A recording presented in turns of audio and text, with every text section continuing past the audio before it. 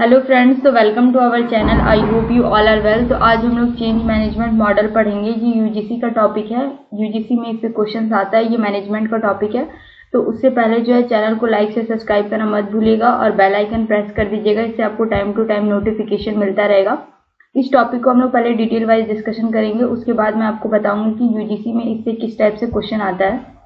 तो सबसे पहले जो चेंज मैनेजमेंट मॉडल में कितने मॉडल्स आते हैं हम लोग उसको देखेंगे। तो चेंज मैनेजमेंट मॉडल में आता है आपका Kurt Lewin's model, Beer's model, Prosci change management maturity model, RACI model, change management iceberg, the change model. Question आपसे इस तरीके से भी पूछा जाएगा कि आपको क्वेश्चन दिया रहे कि इनमें से कौन सा चेंज मैनेजमेंट मॉडल नहीं है। तो आप लोग को पता होना चाहिए कि चेंज मैनेजमेंट मॉडल के अंदर कितने मॉडल्स आते हैं और कौन कौन सा मॉडल्स है।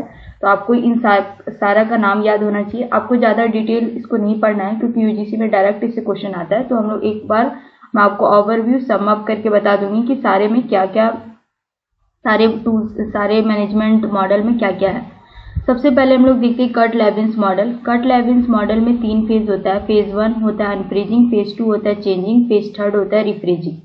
फेज 1 अनफ्रीजिंग का मतलब है कि जो भी ऑर्गेनाइजेशन में उसको आपको एक सिचुएशन मिला, वो अनकंडीशन सिचुएशन है। अब आपको उसको क्या करना है, कुछ चेंजेस करना है ताकि आप उस ऑर्गेनाइजेशन को मैनेज कर पाए।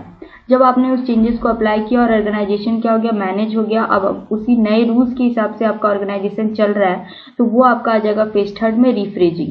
तो कट-लेविन्स मॉडल के तहत 3 फेज है। क्वेश्चन इस तरीके से भी आता है कि कट-लेविन्स मॉडल में कौन कौन सा फेजेस है। तो ये तीनों फेज के नाम याद होने चाहिए, अनफ्रीजिंग, चेंजिंग और रिफ्रीजिंग।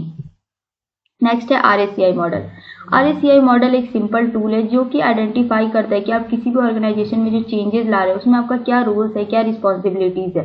जिसमें आर जो होता है स्टैंड करता है रिस्पॉन्सिबल से, ए से स्टैंड करता है अकाउंटेबल, सी से होता है कंसल्टेड और आई से होता है इन्फॉर्म्ड। नॉर्मली अगर आपसे यूजीसी में आरएसीआई मॉडल के बारे में क्वेश्चन पूछा भी जाएगा तो ये पूछा जाएगा कि आरएसीआई में आर क्या चीज से स्टैंड करता है, ए, सी और आई क्या चीज से स्टैंड करता है, और दूसरा कि आरएसीआई मॉडल एक चेंज मैनेजमेंट मॉडल है कि नहीं। नेक्स्ट है बियर्स मॉडल। जो बियर्स मॉडल, जो साइंटिस्ट है स्टैनफोर्ड बियर्स, इन्होंने क्या किया है कि जो अपना चेंज मैनेजमेंट जो मॉडल दिया है, इन्होंने इसको ह्यूमन ऑर्गेनिज्म से कंपेयर किया। इन्होंने जो अपना मॉडल है उसको ह्यूमन ऑर्गेनिज्म से एकदम सिमिलर तरीके से बताया है कि जैसे ह्यूमन ऑर्गेनिज्म्स में मसल्स, ऑर्गन, नर्वस सिस्टम और एक्सटर्नल इन्वायरमेंट तीनों मिल के ह्यूमन ऑर्गेनिज्म को चलाते हैं, वैसे ही किसी भी ऑर्गेनाइजेशन में चेंज को लाने के लिए 3 स्टेजेस उन्होंने बताया है। एक ऑपरेशन, एक होता है मेटा सिस्टम और तीसरा है इन्वायरमेंट। ठीक है। अब इसके हिसाब से इन्होंने 5 जो स्टेजेस बताए हैं। आपसे नॉर्मली एग्जामिनेशन में यही क्वेश्चन पूछा जाए कि सबसे पहला तो क्वेश्चन पूछा जाएगा कि यही चेंज मैनेजमेंट मॉडल में बियर्स मॉडल है कि नहीं, या तो ऐसा क्वेश्चन पूछा जाए कि आपको बताना है कि चेंज मैनेजमेंट मॉडल कौन कौन सा है। फिर ये क्वेश्चन आएगा कि बियर्स मॉडल में स्टैनफोर्ड बियर्स ने कौन कौन से 3 स्टेजेस बताए। तो कौन कौन से 3 स्टेजेस बताए हैं, तो ऑपरेशन, मेटा सिस्टम और इन्वायरमेंट।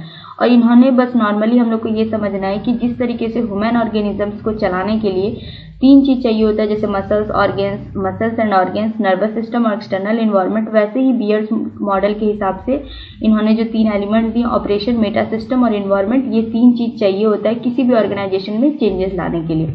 इनके हिसाब से ये 5 इन्होंने सिस्टम्स में बांटा है। पहला सिस्टम होता है ऑपरेशन। सेकेंड सिस्टम होता है कि आप जो कॉन्फ्लिक्ट है सिस्टम 1 में, उसको जब आप ठीक कर रहे होते हैं तो वो आपका सिस्टम 2 आ गया।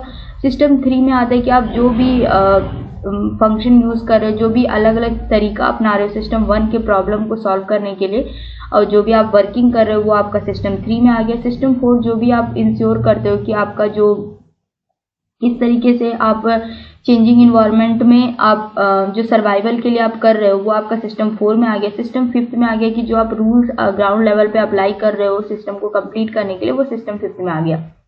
अब आता है आपका Prosci's change maturity model. Prosci's change maturity model आपको डिस्क्राइब करता है, ये आपको जो है 5 स्टेजेस में लेवल को बांटता है। Prosci's change maturity model question normally आपसे यही पूछा जाएगा कि प्रोस्कीज चेंज मैच्योरिटी मॉडल कितने लेवल्स बताता है। तो इसमें आपको याद रखना है प्रोस्कीज चेंज मैच्योरिटी मॉडल पहला तो एक चेंज मैनेजमेंट मॉडल है। दूसरा ये जो है मैनेजमेंट के 5 स्टेजेस को बताता है। बियर्स मॉडल चेंजेस के 3 स्टेजेस को बताता है। अब ये 5 मॉडल में आता है आपका लेवल 1 में एडहॉक और एब्सेंट, लेवल 2 में आइसोलेटेड सब्जेक्ट, लेवल 3 में मल्टीपल प्रोजेक्ट्स, लेवल 4 में ऑर्गेनाइजेशनल स्टैंडर्ड्स, लेवल 5 में ऑर्गेनाइजेशनल कॉम्पिटेंसी। आपको ये पांचों लेवल्स याद नहीं करने हैं, बस आपको नॉर्मल ये पता होना चाहिए कि प्रोस्की चेंज मैच्योरिटी मॉडल 5 स्टेजेस में बटे हुए हैं, बियर्स मॉडल 3 स्टेजेस में बटे हुए हैं और ये दोनों ही एक टाइप का चेंज मैच्योरिटी मॉडल है। नेक्स्ट क्वेश्चन आपका आता है the change model. The change model जो है किस साइंटिस्ट ने दिया है, तो बैकार्ड एंड हैरिस ने कब, तो 1987 में। इसको जो है अच्छे से बताया है किसने, तो डेविड ग्लेसियर। अब आपको बस नॉर्मल याद रखना है कि चेंज मॉडल का एक इक्वेशन है C = D गुना V गुना F ग्रेटर देन R, जिसमें से C स्टैंड करता है चेंज के लिए, D स्टैंड करता है dissatisfaction with the status Q, V stand करता है vision of propose change, F stand करता है फर्स्ट स्टेप, R स्टैंड करता है कॉस्ट या resistance to change. Next state model है change management iceberg. Change management iceberg जो है दिया है किसने, तो विल्फ्रेड क्रूगर ने, जिन्होंने बताया कि किसी भी ऑर्गेनाइजेशन में कोई भी जो बैरियर होता है उसको आप किस तरीके से चेंज कर रहे हो। तो इन्होंने ये एक टाइप का ये आइसबर्ग टाइप का बताया है। इसमें देखिए मैं आपको बता देती हूँ, इसमें इन्होंने बताया है कि जो वाटर के जो सरफेस के नीचे है 2 फैक्टर होता है चेंज के लिए, एक तो management of perceptions and belief and दूसरा है पावर एंड पॉलिटिक्स मैनेजमेंट। आपको नॉर्मली बस ये याद रखना है, ये है इनका चेंज मैनेजमेंट आइसबर्ग। इसमें ये देखिए जो इन्होंने जो है नीचे जो है 3 पार्ट में बांटा है, जिसमें promoters, potential promoters, opponents and hidden opponents. Hidden opponent जो आपका आता है पॉजिटिव एटीट्यूड में, ओपोनेंट्स आता है आपको चेंज मैनेजमेंट आइसबर्ग में 2 पॉइंट्स और याद रखना है। जो प्रमोटर्स होता है वो आपका पॉजिटिव एटीट्यूड बताता है, ये फिर ओपोनेंट जो है आपका वो नेगेटिव एटीट्यूड बताता है, हिडन ओपोनेंट जो है वो आपका नेगेटिव एटीट्यूड बताता है और पोटेंशियल प्रमोटर्स जो है वो आपका पॉजिटिव एटीट्यूड बताता है। उसके बाद ये पूरा हो गया आपका चेंज मैनेजमेंट आइसबर्ग। आपको नॉर्मली अब मैं एक बार ओवरव्यू कर देती हूँ कि हम लोगों ने आज के मॉडल में क्या क्या पढ़ा है। सबसे पहले तो मॉडल्स ऑफ चेंज में हम लोगों ने सारे मॉडल्स पढ़े। कर्ट लेविन्स के 3 फेजेस होते हैं, अनफ्रीजिंग, चेंजिंग, रिफ्रीजिंग। RACI मॉडल में R से होता है रिस्पॉन्सिबल, अकाउंटेबल, कंसल्टेड और इन्फॉर्म्ड। बियर्स मॉडल में 3 स्टेजेस हैं, ऑपरेशन, मेटा सिस्टम, इन्वायरमेंट। उसके बाद प्रोस्की चेंज मैच्योरिटी मॉडल में 5 लेवल्स हैं। चेंज मॉडल का ये इक्वेशन है जिसको डेविड ग्लेशियर ने दिया है। और उसके बाद चेंज मैनेजमेंट आइसबर्ग को इसमें ये, जिसमें से प्रमोटर्स आपका बताता है पॉजिटिव एटीट्यूड, ओपोनेंट्स आपका बताता है नेगेटिव एटीट्यूड, हिडन ओपोनेंट्स आपका बताता है नेगेटिव एटीट्यूड और पोटेंशियल प्रमोटर्स आपका बताता है पॉजिटिव एटीट्यूड। तो ये था। अब हम लोग क्वेश्चन डिस्कशन करते हैं। देखिए चेंज मैनेजमेंट मॉडल से क्वेश्चन किस तरीके से यूजीसी में आ रखा है।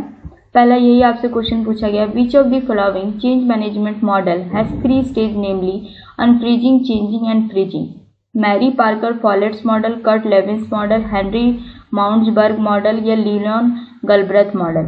तो देखिए अनफ्रीजिंग, चेंजिंग और रिफ्रीजिंग यहाँ पे रिफ्रीजिंग होगा या फ्रीजिंग आप भी बोल सकते हैं, ये किस मॉडल में आता है, तो कर्ट लेविन्स मॉडल। तो ये था आपका पूरा change management model. I hope आप लोग को समझ में आया होगा। कोई प्रॉब्लम होगा तो आप लोग मेरे टेलीग्राम ग्रुप में मैसेज कर सकते हैं या मेरे फेसबुक पेज पे भी मैसेज मुझे कर सकते हैं। तो थैंक यू फ्रेंड्स, मिलते हैं नेक्स्ट वीडियो में। तब तक हंसते रहेगा, पढ़ते रहेगा और चैनल को लाइक से सब्सक्राइब करना बिल्कुल मत भूलिएगा और बेल आइकन प्रेस कर दीजिएगा। Thank you.